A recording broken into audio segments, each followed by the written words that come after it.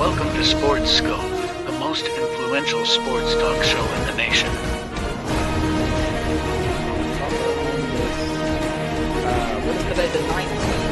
Stay tuned for updates and great sports content.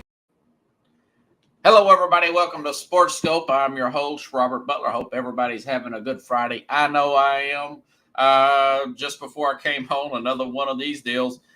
Breaking news out of Michigan. As most suspected, they're hiring Sharon Moore, offensive coordinator, to be the head coach. Remember, he was the interim coach during the 6-game suspension, winning games over a Penn State. Just to name one right there.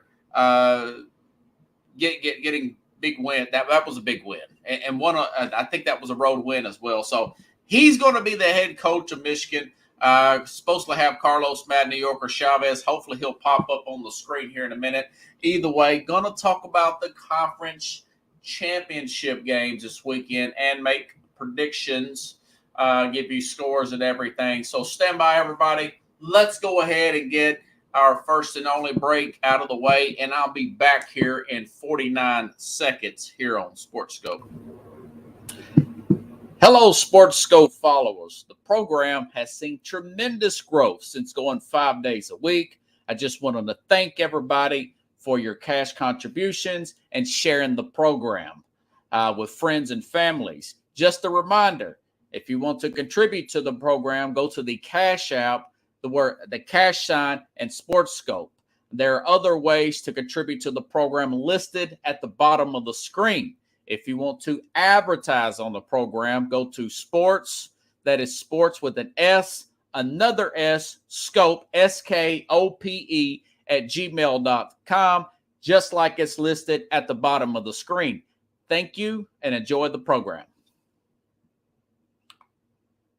All righty then. Okay. Like I said just before the break, again, this is another, like it has been all week, folks. Breaking story before I can really prepare for it. Kind of broke just before I got on the air that University of Michigan, folks, has hired their offensive coordinator, Sharon Moore. Now, remember, he is fairly young guy. I mean, that's the thing in all of coaching now. He's 37, same age as Jared Bayo, the Tennessee. The former University of Tennessee coach, now the New England Patriot coach. He was offensive coordinator, offensive line coach, tight end coach, going back to 2020 or 2018 when he started there with Michigan. Now, of course, late in the game, it's very late in the game, and of course we know about Jim Harbaugh taking the LA Charger job. I think they're going to have a press conference sometime next week. I want to say possibly next Thursday on that. So here we are. It's late January. That's already came and passed here. My guess is that Michigan did not want to really take any chances to go all out and try to hire somebody from another university. Now, that being said, that's the difference in demand for a team like Alabama and the fan base versus a team like the University of Michigan. Alabama, we're a few weeks after the season ends, and then Nick Saban retires, okay? And then people say, well, maybe he'll hire the offensive coordinator. He's a real young guy. Now, Kevin Steele, been around for a while. Maybe they'll hire the in-house defensive coordinator. And Alabama's like, nope. We think big. We pay big. We pay contracts out. We do what we got to do. And that's exactly what they did when they're killing DeBoer from the University of Washington, and end up hiring him as the head coach there. So that's the difference between an SEC fan base, which fans just short fanatic, and particularly with Alabama fans. Listen, I grew up here in Nashville area and Nashville, Tennessee. I've lived in other areas, but primarily I've lived here in Nashville. Talked to a lot of Alabama fans over the, I'm 42 years old, so over the past, started following football about 30 years. And even when they were down, just by talking to them during the mid 90s, when the team was kind of on the low, the early 2000s, before 2006, they would have some decent years there, 9-10 wins there under Mike Shula, Don Shula's son. I think D'Amico Ryans was on his best year. That team was 10-2, and people were talking about they were really disappointed in that particular team. And of course, the next year they didn't finish quite 10-2 and end up losing. They end up losing their. End up firing him. They end up firing him, and then they had the debacle with Mike Price. Fired him before he coached the game because he spent the company card at a strip club and everything, and they got out. And eventually, in 2006, went out and caught a big fish. Got Nick Saban to lead the Miami Dolphins when a lot of people thought that wouldn't happen. And the rest is history. They got all these championships. So they go right after the national championship runner-up, Keelan DeBoer, and buy him out. That's the difference between a Michigan, who I expect probably, if you look at all this recruiting, it's going to be very lopsided. Ohio State's getting all the players here. Rondé needs this. Rondé needs this. He's, losing to Missouri like that in the bowl game. Of course, 3 straight losses to Michigan. People are really irked at him and wanting to move on from Michigan's Rondé. I'm still waiting for Carlos here. He has not came up on my email anywhere. I'm not sure what the deal is, but the show will go on here. The show will go on without Carlos Mad New Yorker Chavez, and I'll just give you I'll go over this stuff on my own. And we will keep the ball rolling from there. Okay. So basically,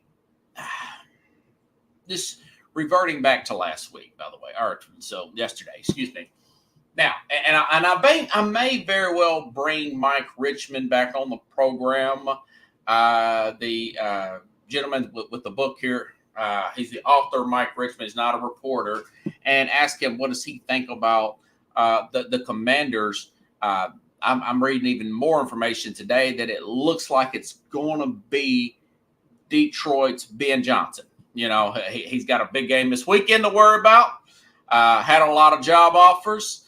I told you all last year that it was reported last year he just flat out turned the Carolina Panthers bet down. And this year, supposedly, in air quotes, that it was leaked that he wants about $15 million. Or I think it was Josina Anderson reported that he wants about $15+ million a year to be a head coach. That was when the season ended. A lot of people wanted to talk to him. A lot of interview requests here. And, it all leans to him taking that commander job. I think that sounds like a really good deal for him. If you're just looking at, now I did hear something a few weeks ago that Josh Harris is a little hands-on. Now, that being said, we've heard that about Jeffrey Lurie. I've talked to you all about this. That's the Eagles. There's Carlos right there. So anyways, let's get back here. Hey, Carlos. What's up, man? Lost about 9 minutes. I want to keep it inside an hour, brother. It's okay. Hey, things happen, man. I know you got kids and everything. This just broke, though. Sherrone Moore will be the Michigan head coach. He was the offensive coordinator last year. What do you think about that, man? It's a good move for Michigan because there's somebody who they know that could have some consistency with the team. Yeah. Sure that the news about Jim Harbaugh is gonna affect the team, and with people turning into the transfer portal, they're gonna leave. Yeah. But they also might have some kids like try to get into the school as well. So I think it'll balance off well. The transition will be a little rough, I think, at first, but and the reason being is they're going to lose a lot of guys to the draft, right? Some of their key players to the draft. Yeah. So, but that's with every year. That happens every year. And Michigan, those teams, those Power 5 schools, they do a good job as far as the kids playing and trying to stay relevant and competitive. So, it's college football, man. That happens every year, right? So, that's true. So you want to just put your head on, get your head out of the clouds and just focus on football and play football and try to get into the NFL draft. If that's what you want to do. Yeah. Do you think because Harbaugh left so late? Now we're talking the 20th. He officially took the job. We're talking towards the end of January. Mm-hmm. I think there's another signing day coming up next month, and it's the final one. Look at how Alabama handled this. They go out and get a big name head coach right off the bat, buy him out from Washington. Right. Michigan, do you think more it's about their fans are more reasonable and a little bit more lax? First national championship since '97. The reason maybe that's why they didn't go out and try to get a big name coach elsewhere instead of like an Alabama. Well, I think the fact that they didn't get to renew that contract with Harbaugh, they are trying to, you think maybe they put too many eggs in that basket? Yeah, and they gotta safeguard themselves because again, the landscape of NCAA is changing, right? So these super conferences, there's gonna be like a super conference type deal, TV deals, and all that. So, you can't just bite too much that you could chew, right? So. I think what they did, having somebody in-house, the kids already know him. He's been on TV. He's won a big game on TV. Alumni recognizes who he is. He has that respect. The university respects him as a coach. So all that kind of worked in their favor to try to transition. And the thing is, if he doesn't work out, they're going to move on and look for somebody with some more clout, right? So. Yeah. Hopefully they'll keep him there 5 years. Things will get stale. Harbaugh will have a fallout with the Chargers by then. Maybe they'll bring him back. So you never know. And it's. I told you, Harbaugh runs hot, man, everywhere he goes. Yeah, but he's older now, and I don't know if he has the patience, like I mentioned in the show before, to be waiting to win. Yeah, are you serious? I was listening to you guys this morning. And I don't know if that's a great fit for him. It's good that he knows that family. It's good that he played there before, but what's not good is what's going on. You're talking about Harbaugh now, right? Yeah. Yeah. Okay. Good. Okay. Gotcha. Yeah. So, what's your overall thoughts about that? How successful do you think he'll become there?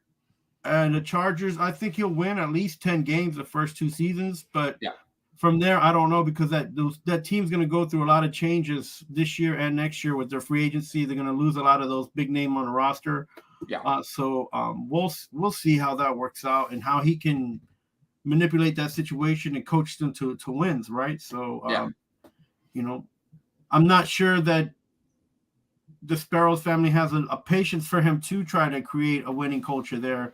They say they do, but that's one thing. You say one thing and you do another, and that's what, to me, it was what matters at the end of the day, right? So right. I think the cap issues are probably a little bit overstated. I don't know if you got a chance to watch my show. I know I'm not on Facebook. I'm trying to get back on there, but these mother effers won't ever get back to nobody. They are the lowest POSs on the planet. Just thinking out loud, talking about Facebook. Now, but I said on here, if he's watching maybe on YouTube or whatever, actually I am on Instagram, but it runs out at 60 minutes, even though Facebook owns them. Go figure.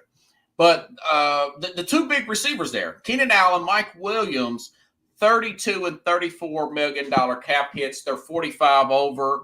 They can save roughly, they could save 60 if they got those cap hits off. If they had to do the worst case scenario and cut these players, I don't think that'll happen. No. If they had to cut these players, they would save right at $45 to $48 million.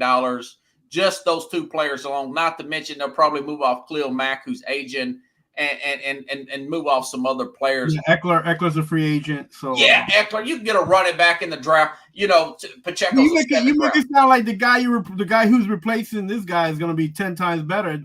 Eckler's a top 10 running back. You have to understand. Something. I don't think he was even drafted. Yeah, but what I'm saying to you is that you got to replace a guy. Yeah. Who could do what he did. The problem with Eckler is that he's too injury prone, right? He can't stay on the field. And I feel like that's the problem with Williams and Keenan Allen. Like they got a bunch of guys that have talent, especially Williams. Can't stay on the Keenan Allen's post 30. Yeah, they can't stay on the field, man, and that doesn't help Herbert either. So Yeah, and good for them. I mean, they got a top 5 pick. They got assets. They can maybe trade some of these players, get some more picks. You got an edge rusher, you got a left tackle. And I forgot to mention yesterday to the audience, they got a pretty good corner in Asante Samuel Jr. on the back end. Now, Derwin James, I would maybe try to move him as well. You start to look at so many assets that this team has. It's not going to be that bad. Quentin Johnson will get another year, get into the Harbaugh system. Like I said, you could find a running back later on the draft. Pacheco, a 7th round pick. It's not the end of the world. I think they probably get to the playoffs, maybe win a game or two next year. I don't think that's saying too much. Yeah, but I mean, here's my thing and the way I look at it. And had this team, have they been able to do more with less? Then Harbaugh coming in is going to help you, but you're doing less with more, spending more money. And Harbaugh, what is Harbaugh gonna? He's gonna get you what, a playoff? You just want to go into the playoffs? Is that what? No, that's year 1, year 2. I think he'll get them to a Super Bowl. Really? I don't. Yeah, I mean, really do, man. And the problem is that you're just too. Your ownership doesn't match your status quo, and the status quo for Harbaugh is let me get these players that I need, and I don't think that's going to happen once he's there. And that's been something that the Chargers have always had difficulty. They've always been a player or two behind to try to get to the last game. Hey, we dogged out the Detroit Lions for years. I was a big dog of them. And now they're in the NFC Championship game. They haven't been to a Super Bowl or haven't been to a Super Bowl ever. Last time they were in this position well over 30 years ago. Anything is possible in the NFL, man. This is never say never in NFL. It's right. Yeah, I mean, this ain't the NBA, Robert. Like the NBA, you're more likely to. Right. I don't know if we'll probably see the Hornets in the finals in our lifetime. No offense to my friends in Charlotte now. Yeah, I just think Detroit's run its course. They celebrate every win as if it's a Super Bowl to them. I don't know if they'll have the mentality and the fortitude to carry on. I know they have the fans that have hope and that praise in that team, but they have a serviceable quarterback at minimum. Their secondary is kind of blasé, and they've been playing hard, but you got to play better with a team like San Francisco because San Francisco got a lot of depth. So okay. Moving right along, Sarah, since we're a little shorter on time here. Let's see. Raheem Morris getting hired over Bill Belichick from the Falcons. What's your thoughts on that? Yeah, I mean, it just goes to show that Arthur Bland and the people down there they just want to make moves. They want to play businessman. They don't want to play football. So if you want to win the Super Bowl, but another thing too is this is a better move for Belichick not being there because the problem is that roster's not ready for him to make a championship run. He doesn't have a quarterback.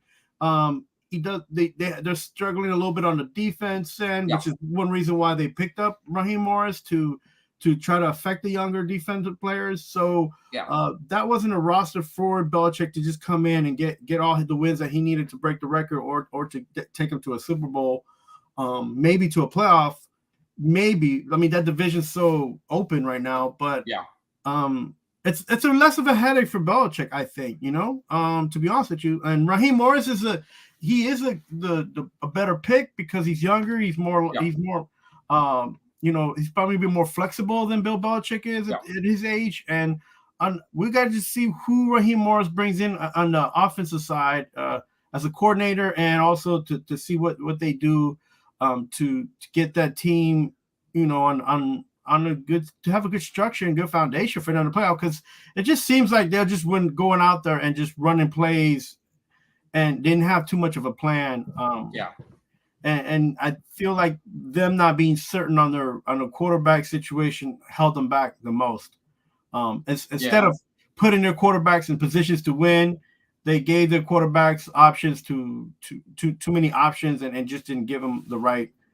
It just wasn't right for the offense there, and they got too many offensive talent and players there to not get something going. So Morris. I agree with a lot of that. Now, Belichick, my guess is McKay probably talked Arthur Blank out of it. Rich McKay, the general manager, because Bill probably wanted still all player control. I get it. I talked about that yesterday. Bill's in his 70s. Is it just a milestone type of thing? That all makes sense. They probably could have signed to Russell Wilson and went that route. But if you're looking anything past 3 to 4 years, if you say, let's build something in the next 5 years, right. Raheem Morris must be a really good interview. He was hired as a very young head coach with the Tampa Bay Bucks. Wasn't ready at the time. Only 33 years old. Now we're 14 years later. He's 47 years old. Still a very good interview. Did an excellent job with the Rams. Watched him mature and everything. I'm glad he got another opportunity to go ahead and get a shot at being a head coach. Now, he is from the defensive side of the ball. I'm like you. I'm curious of what he does as far as the offensive side. He's got a good line to deal with. That's a huge plus. That's a huge plus, including a good left tackle, one of the Matthews sons. That sounds familiar. Bruce Matthews. I think it's a nephew of Bruce Matthews, Jake Matthews, and I think he's like a cousin of Clay Matthews. Cousins, for the Packers. Yeah. They're like the Bosa's, right? So, if he could get him a good quarterback, get him a good staff there, this could be a home run hire, contrary of what the national media may say about a Mike Vrabel or Bill Belichick or anybody or even a Pete Carroll who's even older, So, yeah, well, what I like is that what they didn't miss is the fact that he is a Super Bowl winner, and he did. I forgot about that with the Rams. Yeah, if he wasn't on that Rams team, McVay wouldn't have won that championship. I don't care what anybody says, because that defense is the only reason they were able to stay relevant. Yeah. And help balance off that team, and he did a pretty good job at making sure that they were in the game towards the end of that championship run. So, he had one of the best football players in our generation, and Aaron Donald. But still, if you have a player, look how good they did. Look how much better they got as the season went along with a lot of low-end draft picks and $70 million in dead cap. Right, and he had a lot of young players on that defense who were not high draft picks, and Aaron Donald, who's about 34 years old, only at the end of his career, by the way. And the idea and the concept is that you play the players you have and you use them to the full potential. You don't just he got everything out of those guys. Yeah, you don't hire on your roster and be like, yeah, he'll be ready next year. No, you play who you have and you grind it out. And he does that, and he gets a lot out of his players. So he got out of a lot of his players in the Bucks, but the Bucks just didn't have a talented team on both ends.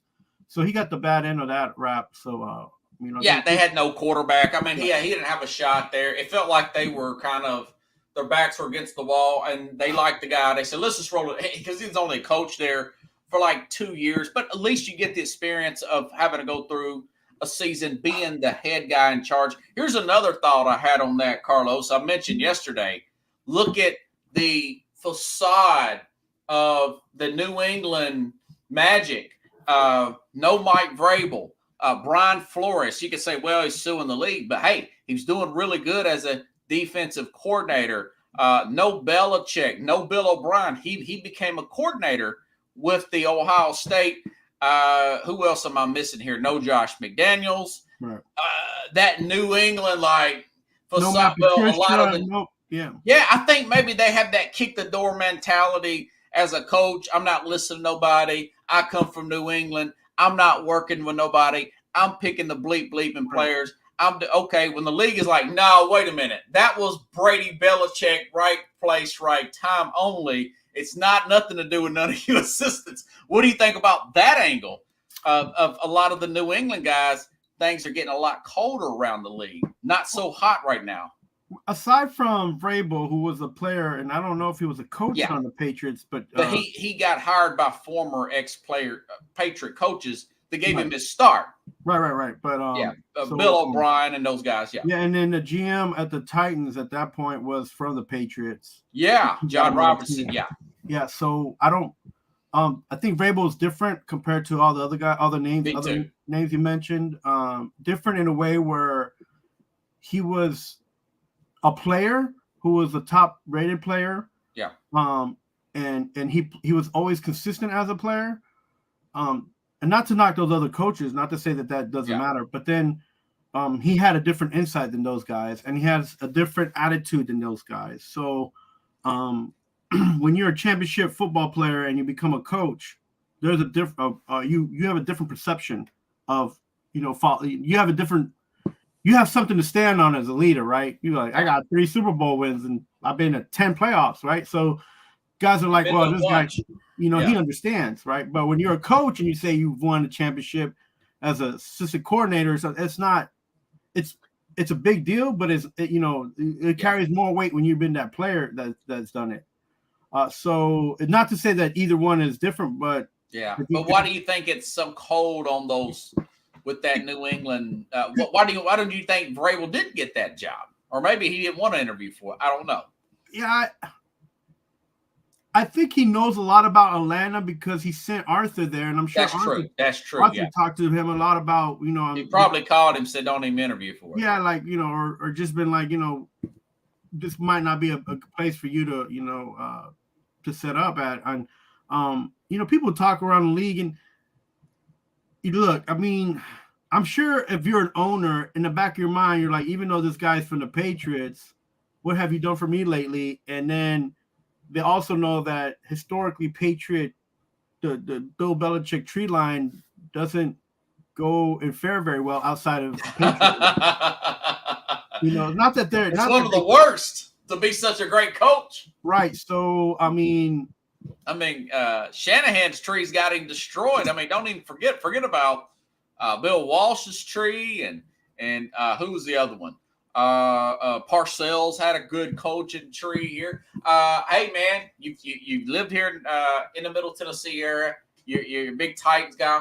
Brian Callahan, I thought was a really good hire. What do you think about the former Cincinnati coach now, or coordinator is going to be the head coach now at the Tennessee Titans? He's not a bad choice. I just wish they would have had a little bit more time to pick somebody, to look through more people. I mean, I know they had a lot of interviews down there. A lot of people are excited about Callahan. I'm not excited about Callahan. They've been to the Super Bowl. Who would you prefer for them to have hired? I mean, out of the ones that are available right now. I mean, that's tough to say. I'm interested more in what is his coordinators and what team is he bringing on with him? Oh, okay, gotcha. Because I'm not a big believer in the Bengals. I think they were able to mask some of the deficiencies. Mm-hmm. I think that they got lucky because they peaked at the right time. The fact that they weren't deep enough to play in the Super Bowl kind of was apparent at the Super Bowl when they faced it. When it was in that, but I don't know. I'm not okay with it yet. But if that's what happened, then you got to look to see what other people he's bringing down there to help that team. And I feel I'm not still sure that Levis is the QB of the future. I don't. Yeah. I think at least with this kind of offensive-minded head coach, he's going to put a lot of money and resources into that. Do you need that? Calling plays. Then we'll find out maybe by next November, by Thanksgiving, is Levis going to be the guy or not? Yeah, just too much is hindering on the fact that they have a decent team to make a few more moves, and their defense will be solid. Oh, yeah. It could rack in the top 10 just for making 4 to 5 moves. Yeah, not even that many. And Go then, up and get a corner or two, and you got it. You're good. Right. Well, you need on that side. and then you need at least three guys on the O line. Yes. Now he's considered. There's been rumors that he may bring in his dad, who's an offensive line coach from Cleveland, highly regarded. Right. But or possibly Mike Munchak, former Titans offensive line coach and Hall of Fame player. And he coached. Yeah, he was great. That's been in the news a lot. I don't know anything about coordinators yet. Yeah. And that's a big deal. So, like you said, if you hire a coach or a guy to bring in his father, then you should have just hired a Belichick son if you want to do that. No. This guy's a hot. I'm not. He used to be a head coach, Bill Callahan, with the Raiders. Yeah, I know. He's a terrible head coach. Yeah, no, but I'm just saying. He's a good position coach, an elite position coach. Yeah, no, he did. That's Tennessee's worst problem was the offensive line. Yeah, but that doesn't. Again, how can I put it? If you bring in a coach like Bill Callahan, let's say he does the O-line great. Yeah. But they lost Henry. They're gonna lose Henry free agency. They don't know if they have a quarterback, so they're just going to have an O-line? Well, you got Tajay Spears. You've got Traylon Burks. By the way, DeAndre Hopkins still on a contract. Yeah, he's still on a contract. Who goes? He cannot walk away from Tennessee. Tennessee could trade him and get some more picks.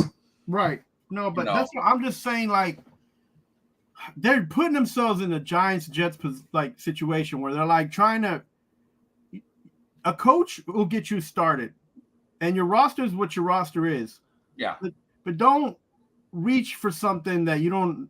It's just like the whole Jets hiring the offensive coordinator to get Aaron Rodgers. Like, not doing those things, man. That's not how it should work. It should work. What should work is like the coach you get should be able to make the roster that is going to be on the team that's there perform better.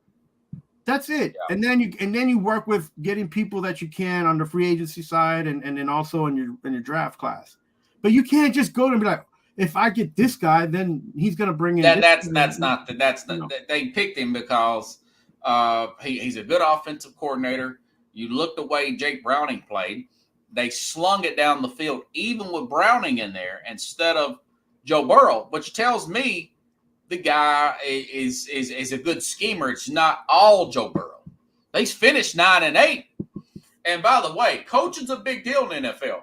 I thought Minnesota's defense would be garbage, even with Brian Flores.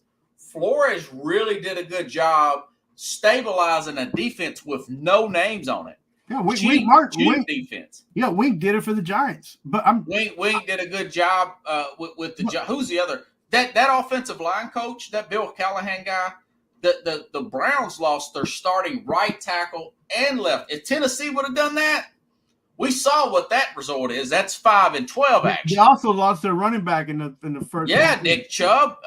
Really good running back at that too. I don't think he'll be back. But anyways, So I mean, coaching's a bigger deal in the NFL than people think. Yeah, I just don't feel like what the times are. They don't need to be tight with money. They can do and make decisions, but they don't have to be tight with money because they're in a better position right now. Yeah, they're like second or third, depending on which side you look at, in the most cap money. And I feel like with this coach hiring, they're like, well, if we get a mid-level coach, let's see what we can do against players. Yeah. And not, again, too much business, not enough football. And I'm not saying that the hire is a mishire. I'm just saying, they couldn't Callahan come in? You don't have a lot of faith in him. So no, couldn't he come in as a coordinator and then maybe move in as a coach? Yeah, right. Like no, it's not going to happen. He's already been a coordinator, but hey, man, you got to prove it to see it. I think it's a good hire. Could be a disaster. We don't know. I like the fact that they went offense over defense.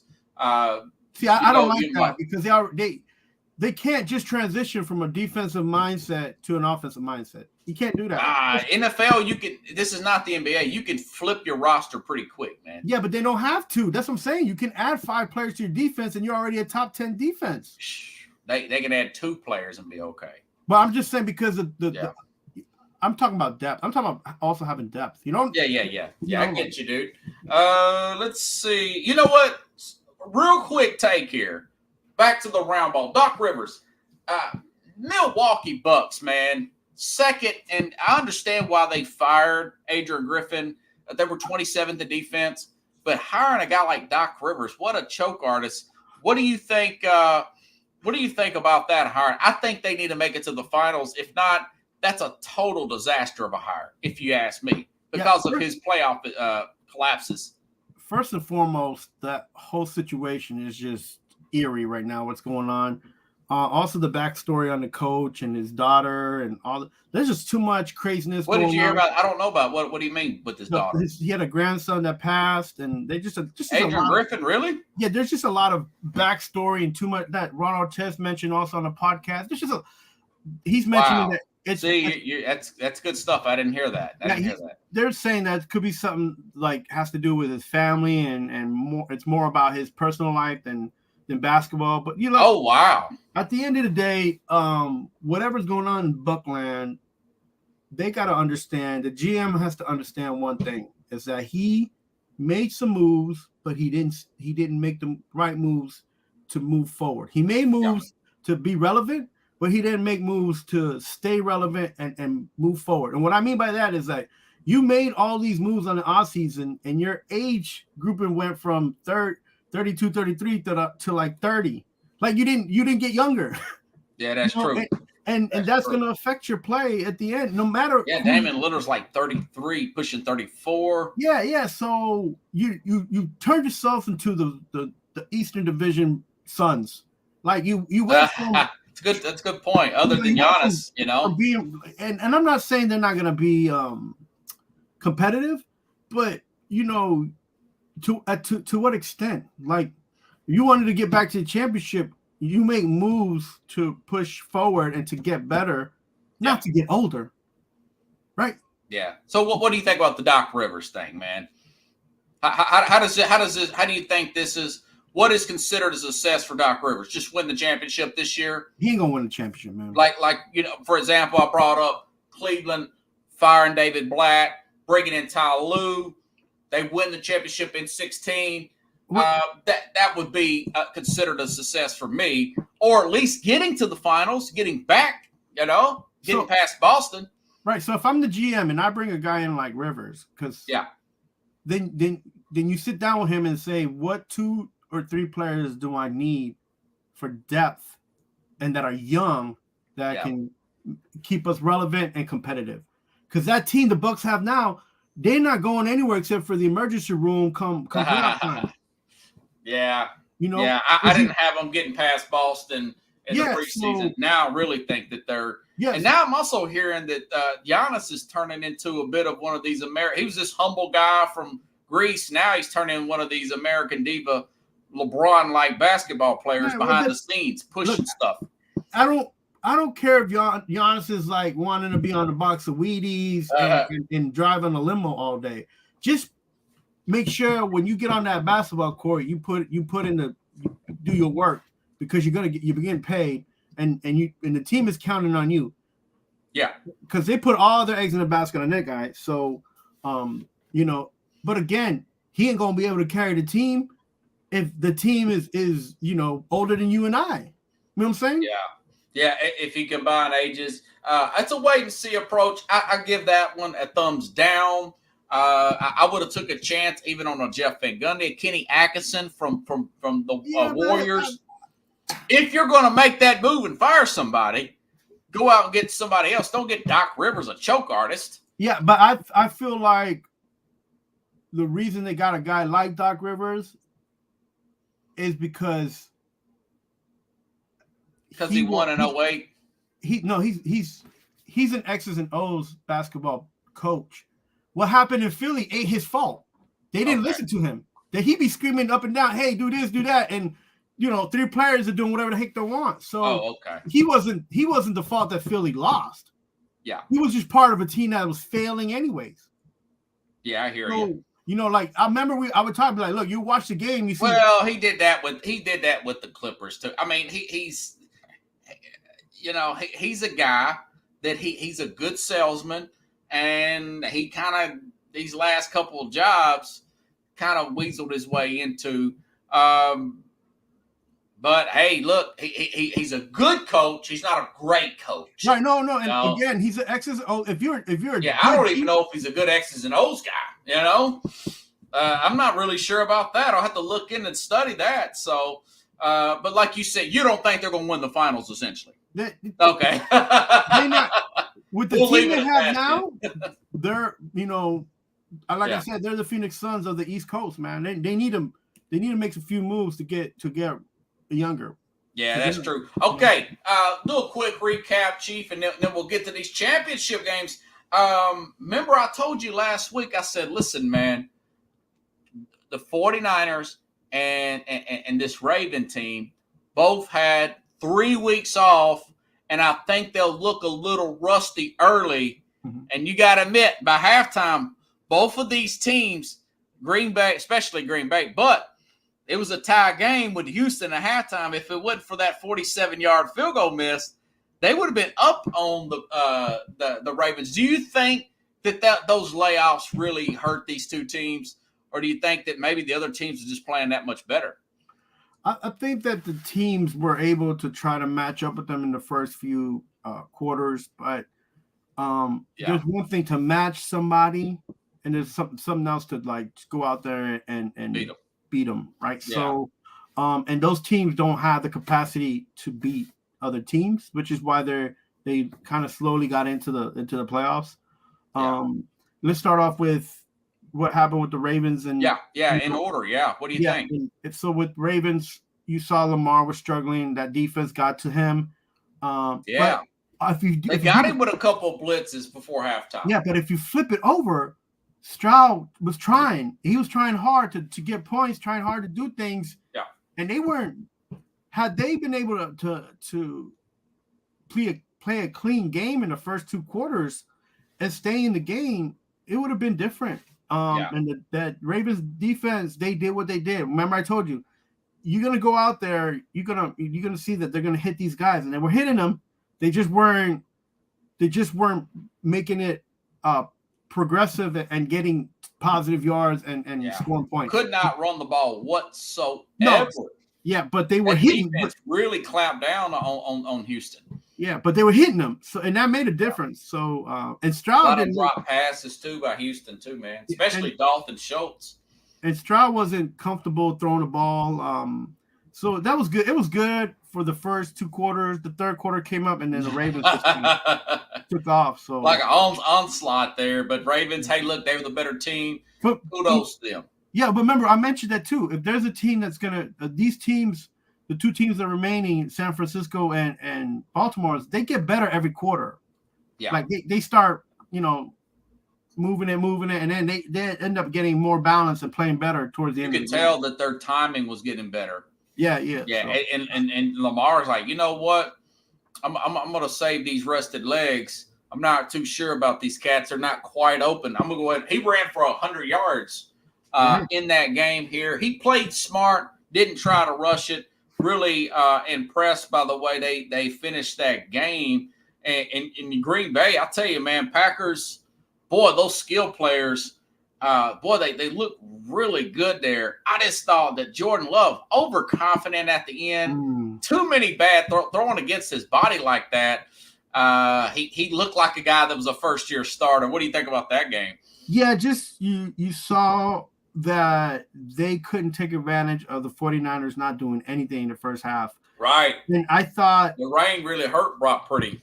Yeah, and I was with the timing issue of the long playoff too. Yeah, I was thinking, okay, no, they're keeping the Packers in this game, and I was like, well, so let's see the Packers step into what the San Francisco was, and they couldn't, and they can't because they're playing in a division that is very dull and it's not as competitive. So they didn't get it at the beginning of the season. They're not going to get it at the end of the season, right? They don't. Yeah. And you saw like the Detroit Lions the same way. So I feel like that the Vikings, the Detroit Lions, and Green Bay, they just kind of play against each other, and it's just like blasé, blah blah. It's just like playing in the NFC South, and like those games have to be more competitive, like in the NFC, like in the AFC North, like where they hit each other and they're playing to make points and it hurts, but they win. But they got a little bit more finesse.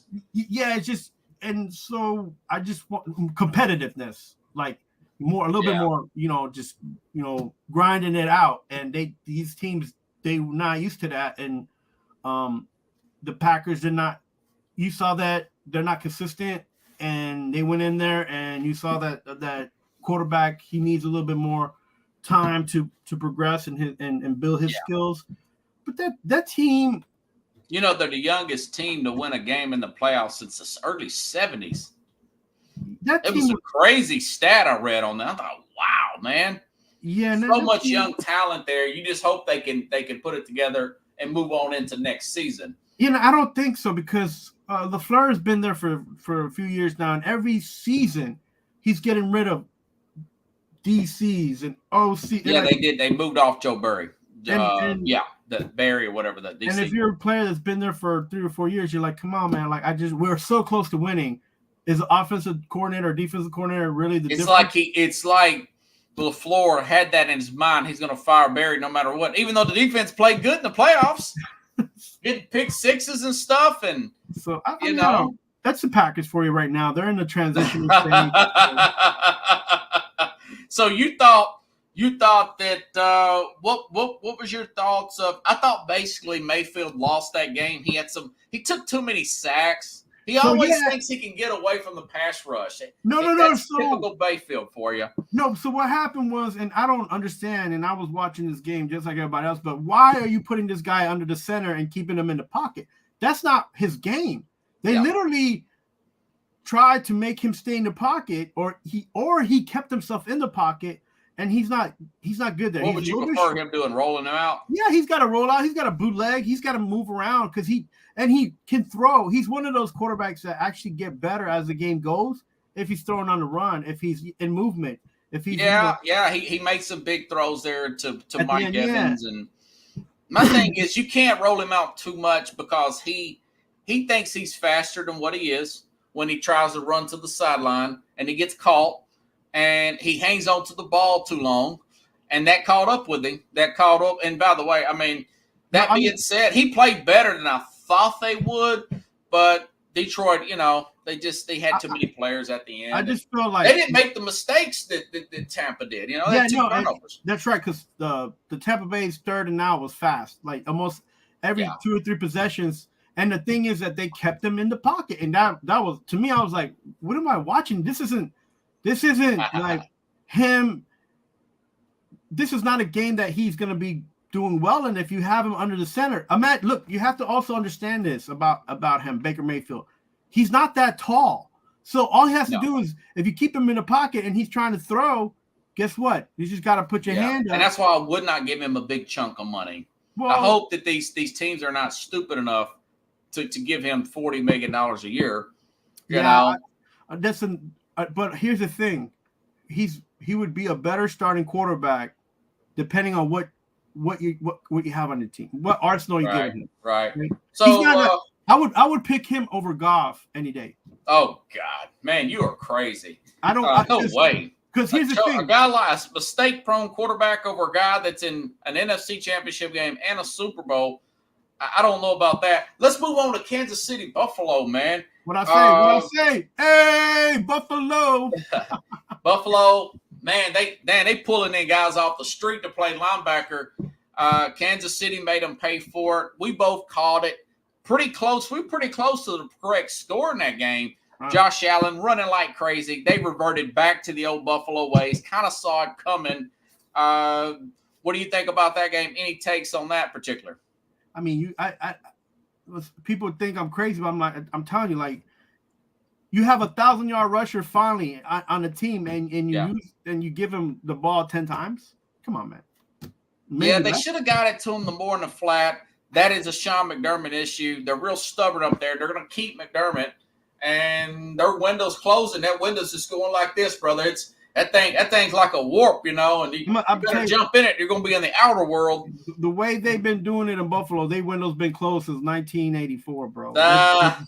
They just don't. They since they missed that field goal against the Giants in 1990 Super Bowl. Yeah, I mean, like I just not to say that they haven't had good seasons. They had good seasons. They've had great players. They can't get it. I feel bad to be honest with you, as much as I say. I do too. I mean, I wanted them to get there, but I thought the Ravens, as a fan of the game, I thought the Ravens would destroy Buffalo with all those injuries. Yeah, I mean, that would have been a 17-point game. We got 10 minutes left. What's your take? Ravens and Chiefs tomorrow. Go ahead, brother. This will be the first time Baltimore's hosting the playoffs. Yeah. Championship. That's since the Baltimore Colts, right? Yeah, and the fan base is high, and they're hopping up, and the weather's going to be kind of it's okay. And yeah, the weather, 50% chance of rain, folks. Yeah, but that's football for you on the outside. 9-mile-an-hour wind. I don't think it's going to be a major problem. We'll see. It'll be nice for the players. It's not going to be freezing, right? It's going to be 40 to the 50, so it's not going to go under 30. So the players will be all right playing this game. It's going to be exciting, man. I think that Kansas City is the first game that they're going to look like they don't have enough because the Ravens are going to keep busting them up. I think that defense hits hard. Like I said before, I think very hard. The offense can catch up as long as they don't fall behind 21 points. It's the best football team this year, the most balanced team this year that's been playing every single game. And don't complain about the people that are injured. They just next man up mentality. Ravens? Yeah. Yes. Yeah. Okay. Yeah. Next man up mentality. Harbaugh's got him playing hard. They played in a tough division as far as they beat each other up there. I'm not saying that they scored a lot of points. It was the best division in football. Nobody's got a losing record. Yeah, and it's made them ready for this back end of the tourney, and it's good for them, good for their fans.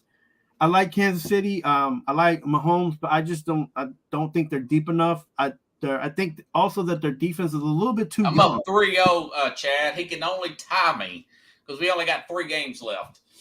So who you picking for this game, dude? I got the Ravens 32-27. Oh, wow. Okay, so you're still saying it's going to be more than that 3. Listen, if we didn't know that this was Patrick Mahomes, Andy Reid, Steve Spags at the defensive coordinator position, and we just looked at blind resumes of all the teams the Ravens have blown out. Both teams in the NFC Championship game, they've blown out Houston, they've blown out Miami. Well, what do all those teams have in common? They all made the playoffs, and the Ravens beat them all by more than one score. I'm surprised this spread, out of respect for Kansas City, isn't like 6.5 for the Ravens. It should be higher. It's 3.5 now. It should be 6.5. If I'm Andy Reid and Steve Spagnuolo, I play this up like you're 17-point underdogs. Yeah, I feel like they are just that much better right now. There's some injuries in Kansas City. Joe Tooney's going to be out. Yeah. Willie Gay will probably be back. Your boy Kadarius Toney, former Giant, he actually may come back. One guy on Twitter said that may be a bad thing if he can. Well, I will say this. Ball slips through his hands. What's that guy, Cal Allen, for the Ravens? He picks it off and goes the other way for a touchdown. If it don't matter who there's going to be on that field, I'm going to watch my boy Kyle Hamilton make some big hits. Former Notre Dame guy. He's a really good player. He's an anchor on that defense. We're going to see that front line beat up. And even if they don't get to Mahomes, that's the thing that the Ravens can do. They don't have to. They don't have to blitz at all. Yeah, they don't have to control Mahomes. Yeah, they just got to hit when they make a hit off one of those receivers. It's a done deal, and I don't think that the defense on the Chiefs can do the same thing to the Ravens. Right? The Chiefs are much better defensively than they've been in the past. And by the way, I wanted to add, folks, that Mark Andrews will be back. Yeah, I think that's a bad call too. he's going to play. Well, he practiced last week. Maybe he's get the rust off of him. Even if he don't do anything, you still got Isaiah Likely, the other tight end, and Marlon Humphrey. Their lead corner is going to be back. So the Ravens, all the chips are falling into place. Only thing is maybe Lamar presses too hard. It's raining, and he has a bunch of fluke turnovers. Kansas City wins that way. Kansas City would have to play a near perfect game. I don't think I'm exaggerating to beat this Ravens team. No, you're right. You're right. They cannot. The way they're playing, dude. Right? Yeah, and here I will say this: even if Kansas City falls 14 points, yeah, and I'm Baltimore, yeah, I just keep plugging away because they can still catch up. But if it's 27 points, that's true. That's true. So my score is 27-20. Ravens win this game. By the way, yeah, you could say Kansas City with Mahomes 3-1 versus Lamar and them, but they didn't play this team. That was a few years ago. Totally different teams. You're picking Ravens. I'm picking Ravens. You're saying that the Ravens going to cover that 3.5. I'm saying it. Let's move on to the next game. What do you think about the next game, which could be really interesting? Lions, 49ers. You go ahead, man. Yeah, I don't think it's interesting at all. I think the 49ers have a way better team, roster-wise, depth-wise. Shanahan, I'm going to give him his props. I usually don't. Shanahan in the last 2 seasons built up that defense, added on to the defense in the trade deadline. Chase Young, and they're going to give. I'm sorry to call this serviceable guy Goff some problems, and they're going to give that secondary problems scoring. So I think this game's going to go the other way around. It's very rare you see a away team go to San Francisco and perform well anyway. So if you don't have a Baltimore Ravens jersey on, except for the Ravens, like if you don't, and not to say that they don't have a good team, they have an okay team because they're here and they're in the last part of the playoff run, but they gave away a few games this season and they're not as consistent as they've been towards the end. And one thing I said this morning is I think them winning every game in the playoffs, they've been celebrating like it's a Super Bowl every game, and that in your mind, they're going to be emotionally exhausted. Yeah. So mentally, and I feel hopefully physically they can compete. But when you do things like that, and you get excited, that wears on you. And I hope that they can give the 49ers a game, but I don't think it's going to happen, man. To be honest. Okay. What's the score? I see the 49ers winning at 27-14. Okay. Yeah.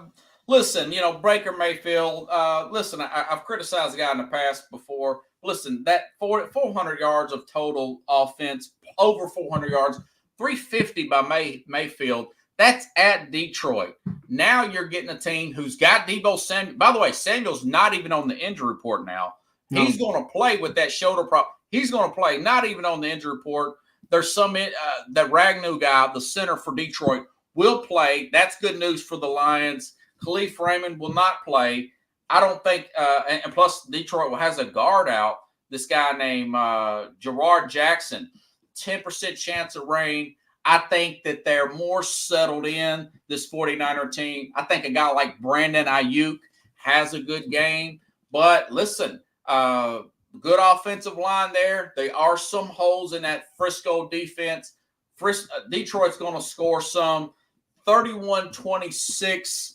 The 49ers win this game and get to the Super Bowl. But I do think with Dan Campbell and all those tricks and stuff they're going to play, I think they keep it somewhat close. Maybe they score that 26-point, Carlos, at the very end and make it look closer than what it is, and they beat the spread. So we got about 2 minutes, man. What do you think? Yeah, I just don't think that the same San Francisco team is going to run out there that they saw last week.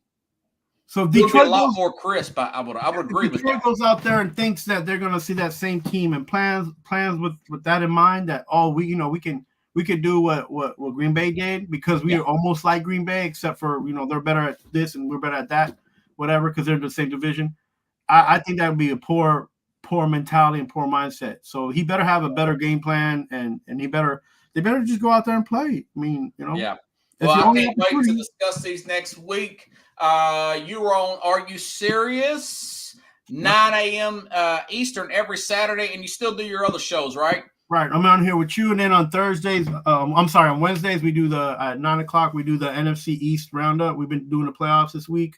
Yeah. The next week until the Super Bowl, and we're going to do awards this coming up week. And tomorrow I have an interview with Alan Perez at 9 o'clock in the morning on his podcast. So, I'm around. I do things, All right.